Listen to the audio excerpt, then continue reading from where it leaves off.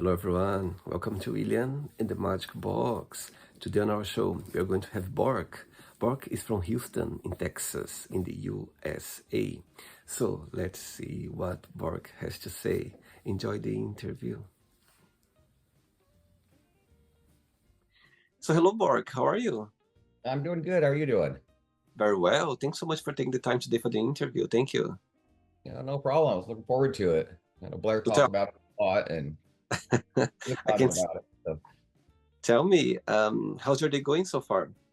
going good. Nothing too exciting. It's kind of relaxing today. So I see.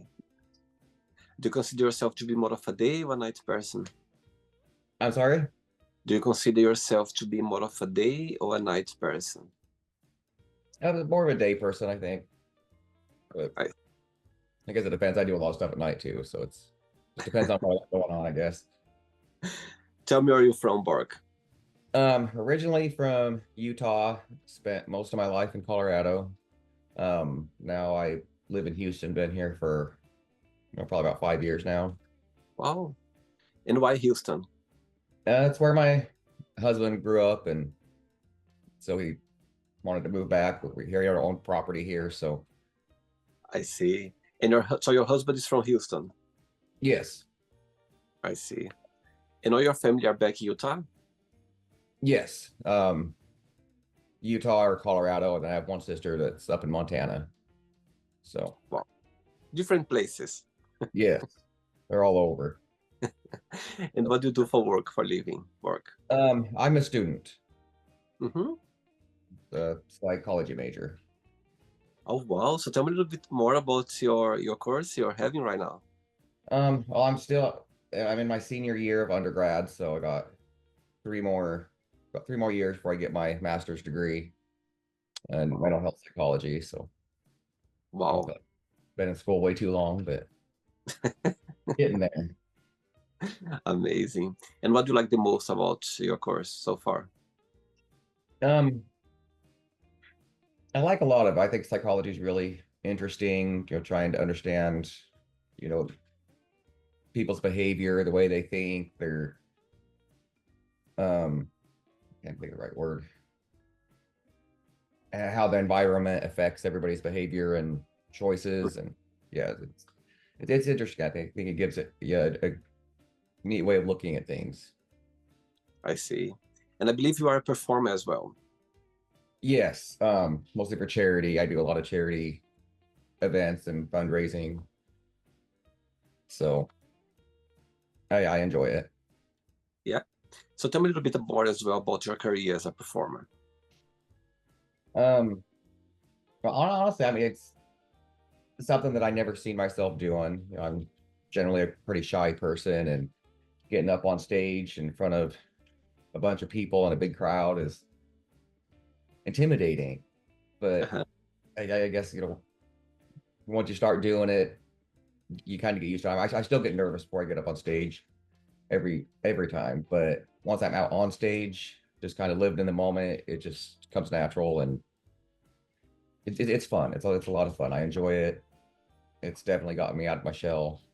Uh-huh. So Yeah, I think when you are performing, as you said, I think before you started, you feel, if you had these butterflies, you feel a bit insecure, you feel a bit nervous, but once you're there, that's it. When the ice is broken, that's it. yes, yes, that's Amazing. exactly how it is. It's, when I'm backstage getting ready to go up on stage, I'm nervous, and then once I get out there, it's just before you know it, it's over and you're leaving the stage. So And when it's over, you just want to carry on. You go like, no, please don't stop. I want to carry on now. Now that I got it. yes. Um, Who is this beautiful dog passing by? oh, I got two of them. I got Varia, the pit bull, and then I have Athena. She's a German Shepherd. Oh wow. I saw her. I think with the pink Yep, thing. that's Varia. She's eating right now, but yeah, Oh she'll generally come in here and sit next to me while I'm doing my schoolwork or working on wow. the computer. But Amazing. yeah, Okay, she's Buck. So during the interview, I'm going to explore a bit more about your life and also about your journey so far. Okay? okay. Are you ready to go on a beautiful journey through memories life and share your point of views? I'm ready. I'm Amazing. ready. Welcome to William in the Magic Box. So I have here my best friend.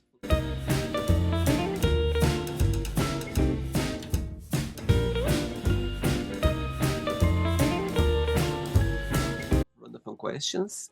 So what I'm going to do, I'm just going to play a song just for us to relax before the first question, okay? Okay. Let's do it. Okay, so before we start the game, during the journey, if it comes up a question that you don't want to answer, you don't want to talk about, always can change, okay? Okay. Amazing. First question is, which movie had a big influence on you? What movie had the biggest influence on me? Oh, that's a good question. Um, Do you Honestly, like, I say one of them really had an influence on me. It would have been Never Been Kissed with Drew Barrymore.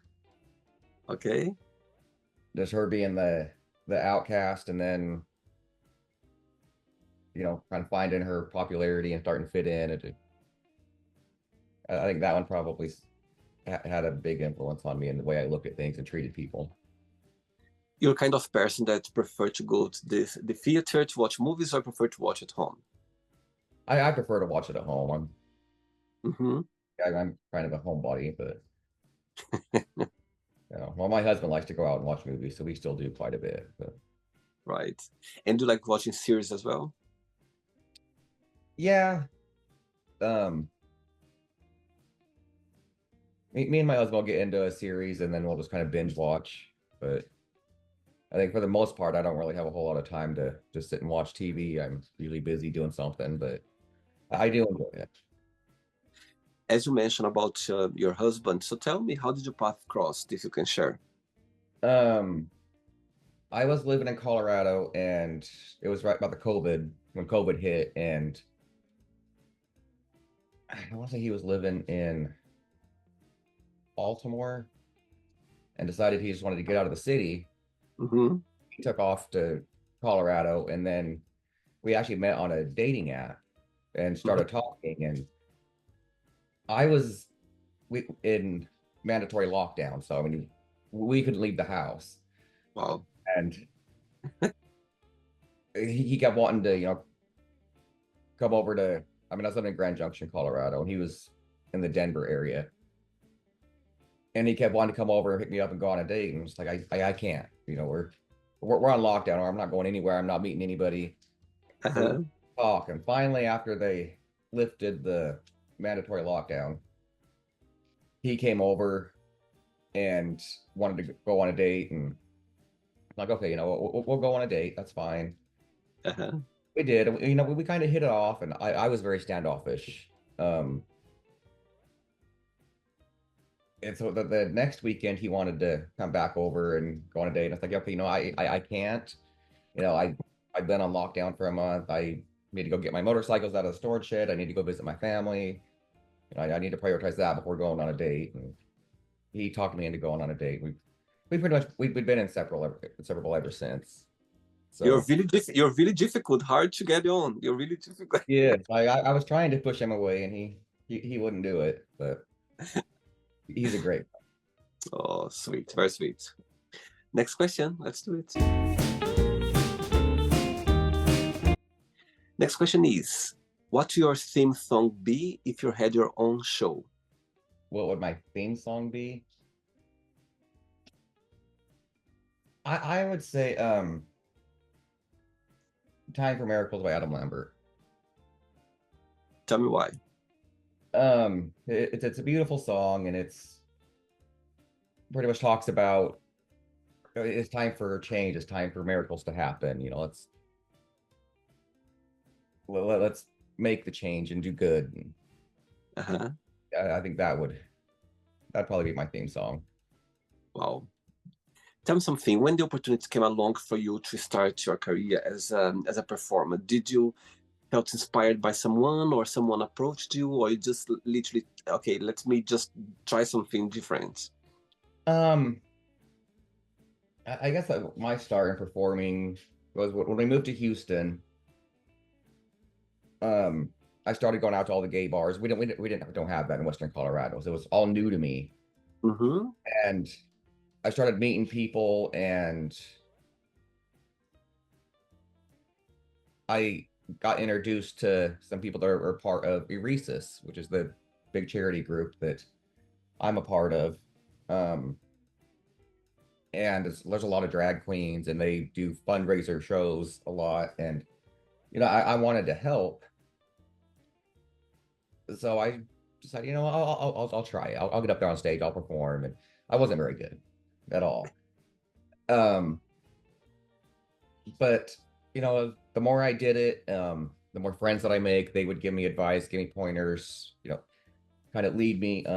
My best friend is a drag queen. Her name's Alexa Bouvier. She has taught me so much, and of course scarred me for life too, because anything I do wrong, she definitely lets me know about it.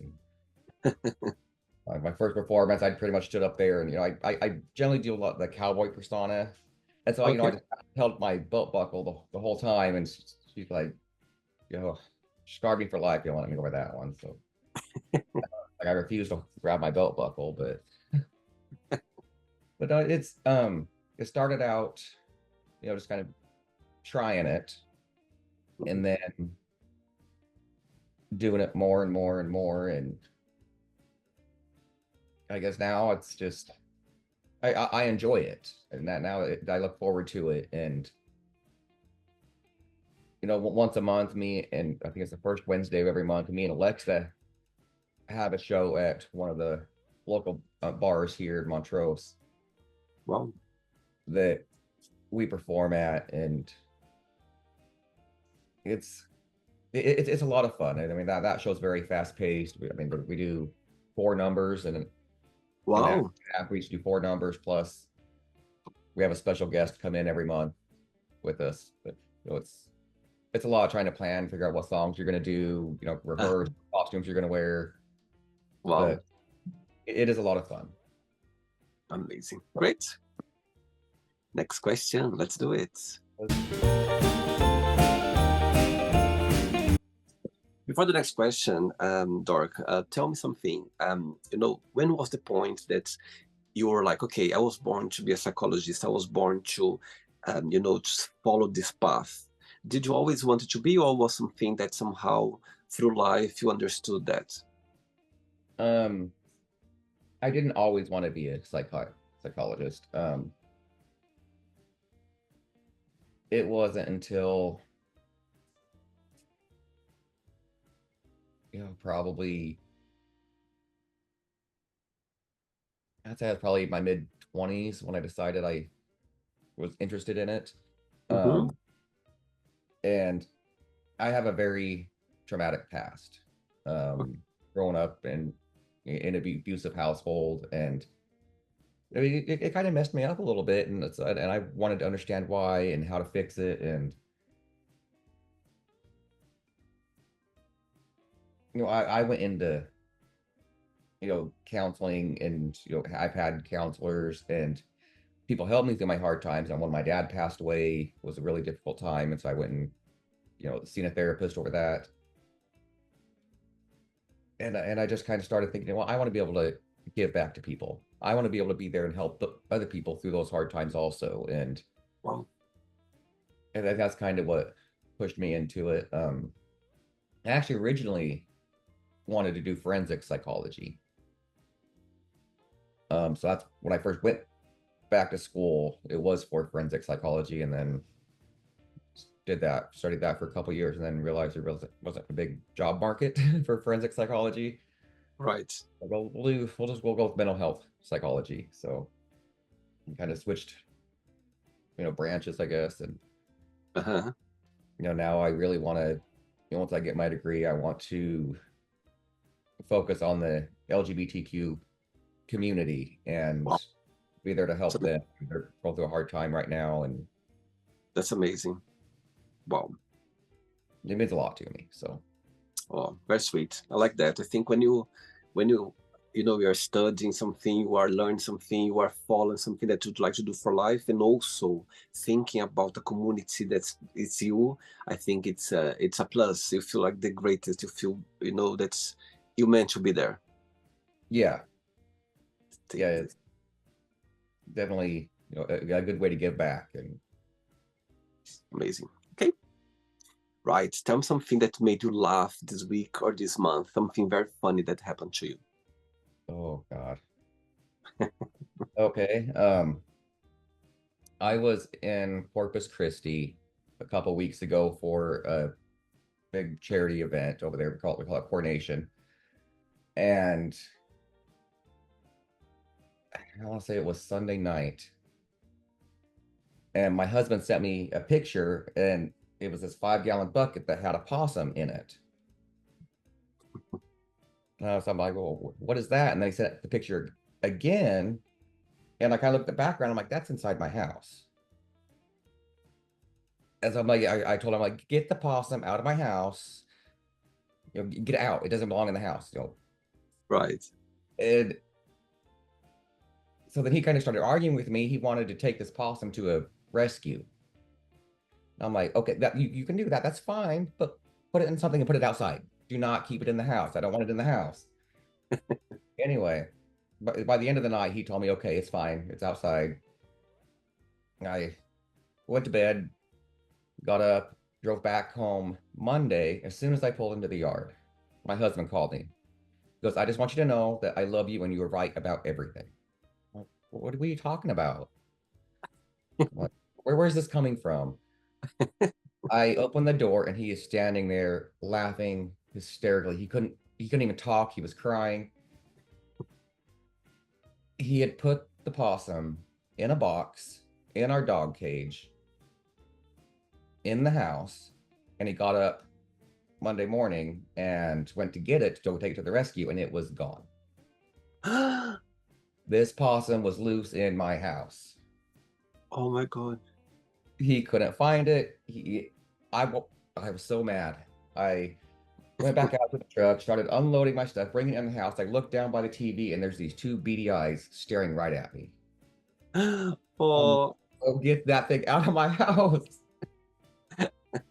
Horrible. It's horrible. He put it outside like I told him to, but oh, it was a big old argument, and I guess he had good intentions. I mean, it wasn't a full-grown possum. I mean, it was still a young possum, probably couldn't defend for itself. And he right. just wanted to go to a rescue. You don't need to put that in the house. You don't know. But he When caught you, it or found it. And we took it to the rescue, but when you say a possum, what's the kind of animal? I'm a bit confused about the animal possum. It's it's it looks like a giant rat. oh, I see. I got it. Oh my I God. mean, they're I mean, they don't bite. They're not aggressive. They Right. they look scary, I guess. I mean, their defense mechanism is they play dead. I mean, Oh, really? Oh, interesting. oh, they're not house pets. They're At least, not. at least you're laughing now. At least you look the different way, I, for I'll, sure. I'll laugh about it now. I wasn't then. I was so mad.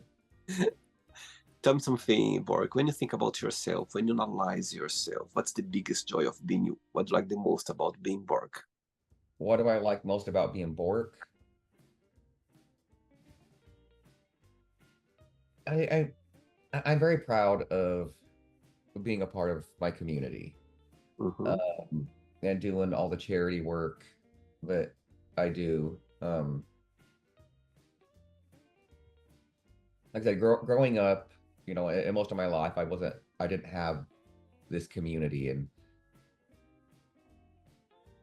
it's really become my chosen family, I guess. I mean, I've met so many lifelong friends and people that I love and mean the world to me. That, and I guess that's my favorite part of being me. I guess is that I feel like I'm a part of something, Wow, if that makes sense. absolutely. Tell me something. Being gay in Houston, do you think it's a place where you can be your truly self, you can express the way you are, or sometimes can be a bit tricky or dangerous? Honestly, I think that Houston is very accepting and safe. I mean, at least where I live, I live real close to the Montrose area, which is what we call the neighborhood. Okay. Um, in being in Houston is the first time that I felt safe. I mean, Wow. I was scared to even come out until I was 36. Wow. So, I grew up small town country boy, and being gay was dangerous. I mean, so Mhm. you just, like, I couldn't be gay, or so moving to Houston, I guess, has allowed me to be myself and be free to express who I am and live how I want to live. Wow. So, yeah, I definitely, I like Houston's accepting community. I see. 3 questions left. Let's do it. Okay. Okay, next question for you is, tell me something that you've learned from your husband so far. Something that I've learned from my husband Yeah, so far something, a meaningful lesson. a lot. Um, Patience, I guess. And I guess I'm not saying I've learned to be patient with him. He's very patient with me, which is something that I needed. Uh-huh. And I'm sure I still drive him crazy, but he is the most patient man that you'll ever meet. I mean, like I said, I mean, I have a very traumatic past, and Mm-hmm. I still get triggered and have issues. Wow. And instead of getting upset or angry or frustrated, he's very patient and loving with me through that. And That's love. That's the meaning of love for me, when someone understands you. Yeah. yeah, it's something that I had never experienced before, and Oh, it kind of made me.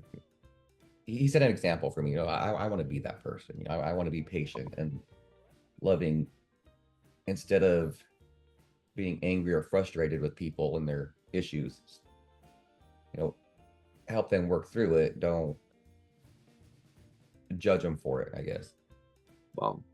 Okay, as I can see your eyes shining talking about your husband. He's watching this interview right now, and you have a moment, an opportunity to send him a message. What would you say? He's watching. What would I say?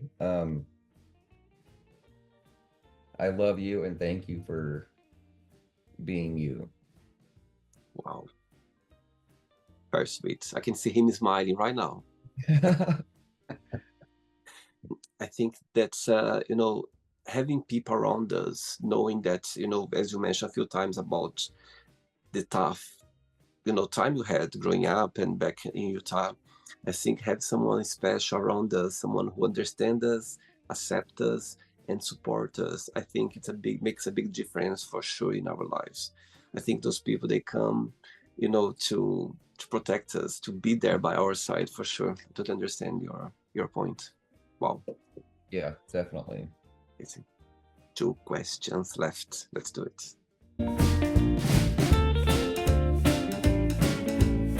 Before the next question, tell me, as you mentioned already, how much you want to, to graduate and help in the LGBTQ plus community, to help, people. Um, but so far, what do you find most difficult about your course, about your journey so far, studying to be a psychologist?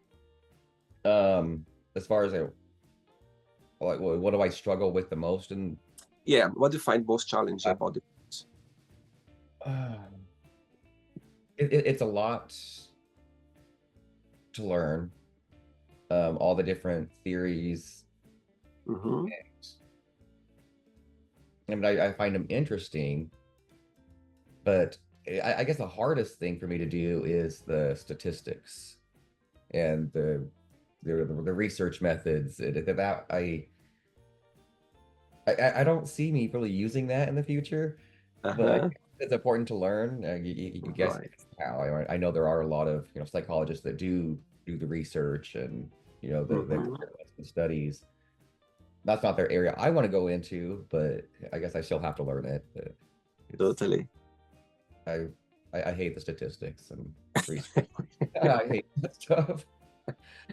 There's always something that you don't want to go through that, but you need to.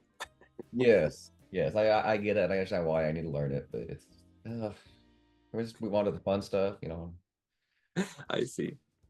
Okay, next question is, what's the most meaningful gift have ever received? The most meaningful gift I've ever received. I would say, and I don't know if you know that much about the drag world, um, but all of the you know the drag queens, they have their families and they give out their last name and then you become a drag child. Right. Um,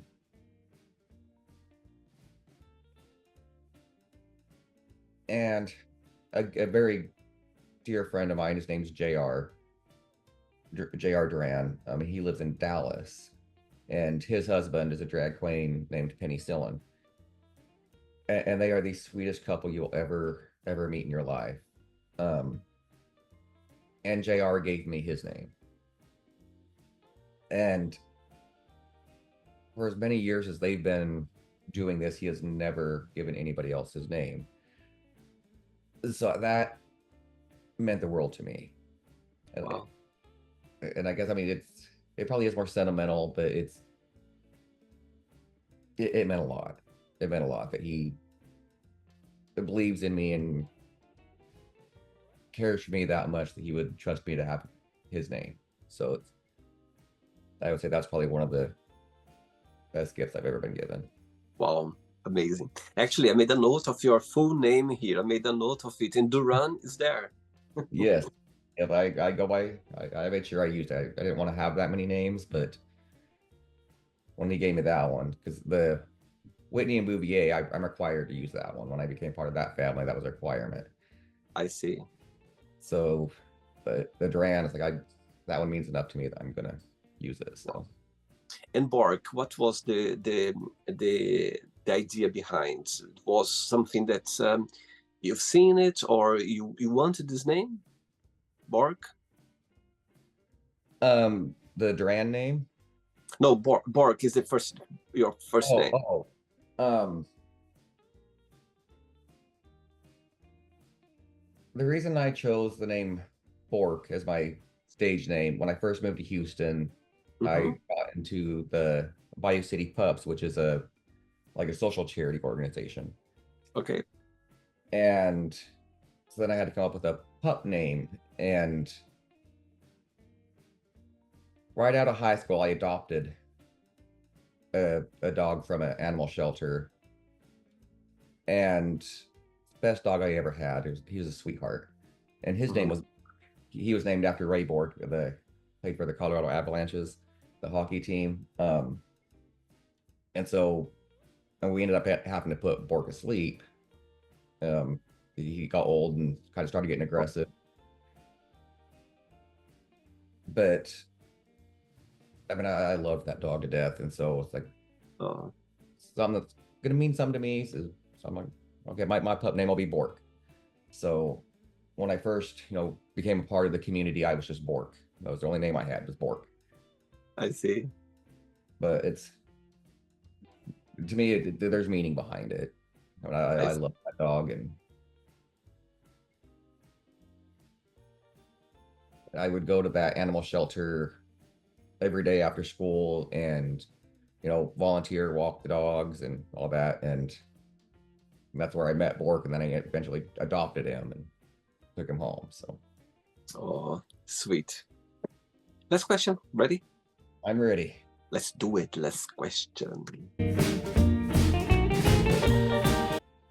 Before the last question, Bork, when you are performing, when people come to see you, tell me, what would you like people to take with them when they come to see your show, your performance? There is something that you always wanted people to remember or to take with them or to think about it or not? Tell me a little bit about it. What's the idea behind, the message behind? Um, so sometimes, when I'm performing, sometimes there really isn't a message. It's just me getting out there and performing. Most of the time, the songs that I choose to do, there's a reason I chose to do that song that day. I mean, whether it be if I'm just trying to express my own emotions or feelings, or if I'm trying to reach out to the audience. I do a lot of performances where I'm trying to tell the audience that, I'm always going to be here for you. I'm going to support our community. I'm going to love every one of you. And I'll tell them, thank you guys all for accepting me, just different kinds of songs for different reasons, depending on if there's a theme for that show, then I try to stick with the theme. I guess the biggest message I want to give off when I'm performing is to let everybody know that I'm there for them. That, I'm up there performing and supporting these charities is my way of giving back to the community. I don't look at it as they're coming to see me perform. They're coming to raise money for charity. And so that's, I guess that's the one thing I would want them to take away is that we can't forget why we're here, what we're doing. We're here to raise money and to support our community. Totally. People make comments on your eyes, your beautiful eyes? All the time. All the time. When I was checking your photos, I was like, wow, that was the first thing that got my attention. Amazing. Okay. Last question is, this is my favorite question of the Magic Box and came up to you. Okay. Send away a message to someone, but you don't need to tell who this message is for. Just the person watching right now gonna go, okay, I know this message is for me. Could be for anyone.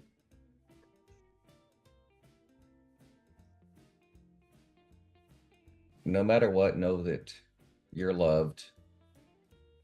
Do not ever let the world beat you down.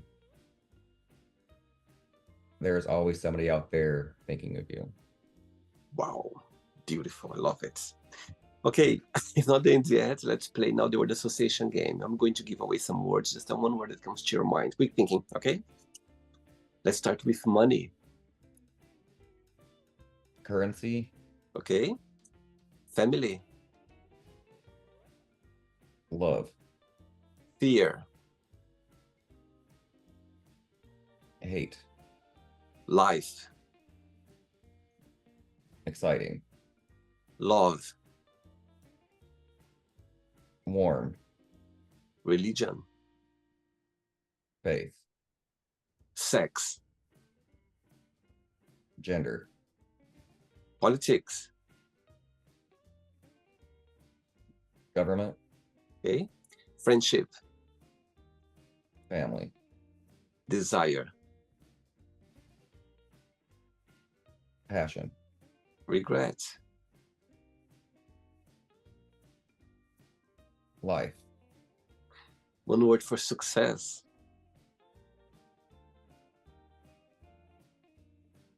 Triumph. Wish.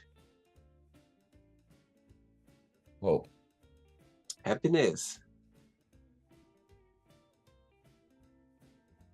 Love. One word for Utah. For what? Utah. One word for Utah. For Utah? Yeah. Beautiful. One word for Colorado. Mountains. One word for Houston. Hot. One word for USA. Maybe that's a tough one right now. I'd like to say freedom. Okay. One word for performance. Fun. And the last one now, psychologist, one word. Helpful. Wow. My God, you went very fast, like pa pa pa. I love it. Let's pretend now I'm going to meet your husband for a coffee, okay? And I'm going to ask him, define Bork in one positive and one negative word only. What he would say about you? What my husband would say about me, one Yeah, one word positive, post. one word negative. Yes. Uh, Committed, Hmm. and then a negative, emotional. Wow. If I would ask the same question to your best friend, would be the same answer? I think so. I think it'd be similar. I I see. mean, Okay. my best That, friend might not put it as emotional. She'd probably be a little meaner about that. that's funny. Let's play now Bork in the magic box, and you can ask me a question. Okay, Bork, you can ask me a question now. Okay. What makes you different or sets you apart from everybody else? Wow, that's a very, very a question come from psychologist for sure. Wow, you put me right in the spot. Okay, I'm gonna answer a question based in my life experience, like feedback from people around me, people who cross my path, people. Sometimes people they even don't know me. I had situations. So something that people always comment, it's sometimes they just feel comfortable talking to me. They just feel like they can open about anything. I had experience in my life work that people they just literally came up to me and start telling secrets that I was even like a bit. I said, my God, I'm not sure if I'm ready to listen to that, because sometimes I didn't know that was happening. So I had situations in my life that's even, of course, friends, they tend to open to you and talk about things as well. But like through through work or through sometimes strangers, sometimes they start talking about something. Suddenly they are talking about very private, moments about their lives. And I go like, my God, that's very private. Like, and I feel fortunate about it. I feel like, oh, that's nice too, because they feel they can trust. It's a comfort.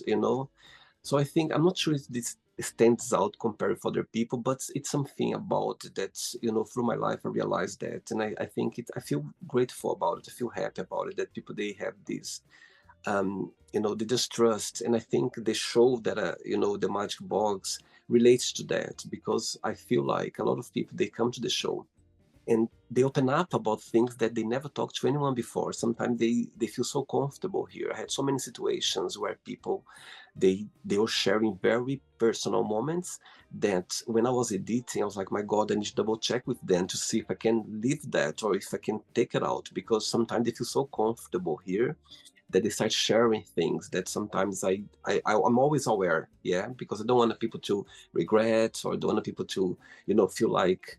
I just want to make sure people they want to have a great time here.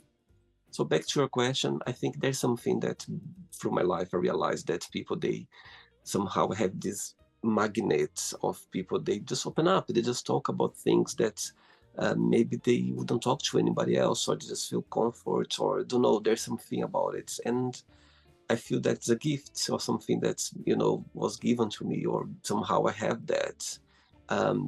Yeah, that's my answer for you. Oh, that's awesome. That's awesome that people are comfortable to just talk to you. I mean, that is a gift. That's Yeah, and I remember when I was younger, I was a bit scared about it, because sometimes I didn't know how to deal with that. I didn't know what to say sometimes, if I was appropriate or not. And sometimes I still do. Sometimes I go like, I'm not sure with advice, because I have this mindset of going like, you know what, if you want to do it, just do it. Yeah, I'm kind of person like that. And sometimes I need to wait a minute, be responsible. Let's have a think about it. So I have this thing, but yeah, back to your question, it's something that. Through my life, I realized that for sure. good. Good. That's Yeah, amazing. I can feel like I'm sitting here with you, like going through my like a session with me. I love it. I love it. Do you enjoy the interview, Borg? I did. This has been a lot of fun. Thanks I again. Thanks for being so kind and so open and accept my invitation. Also, thanks again for for sharing this, this performance that you do when you are helping others as well, about the LGBTQ plus community. And I think it's great for you to be able to do something that you enjoy at the same time you are helping others. And I think that's amazing. Carry on, bring up your persona there. Thank you. I appreciate it for inviting me for the interview. Absolutely. Because of your eyes. When I saw your eyes, I was like, okay, I need to invite him here. Thank you. I appreciate it. Before you go, if you can share a positive message or anything that you live by. Okay. I guess a famous quote that I try to live by. I don't know how famous it is. It's not important to be better than anybody else. It is important to be better than you were yesterday. Wow. So, I mean, that's something that I try to live by and constantly improve. I don't have to be better than anybody else. I'm not better than anybody else. I just have to be better than who I was yesterday. So totally. I love that. Absolutely. I totally agree. I think we are in work in progress every day. We need to watch out every single day about ourselves. Amazing. Yes. Sounds good. Thank you. I appreciate it. Regards to your husband, to your friends, and keep in touch. It was a pleasure having you on the show, okay? Take care. Thank you. Bye-bye. So, did you like the show? Don't forget to give a like, share it, and also don't forget to subscribe to the channel. And if you'd like to be part of the show as well, first, subscribe to our channel, and after that, just go to our website, www.williamandthemagicbox.com, and send us a request saying why you'd like to be part of the show. And I see you there. Bye-bye. See you next time.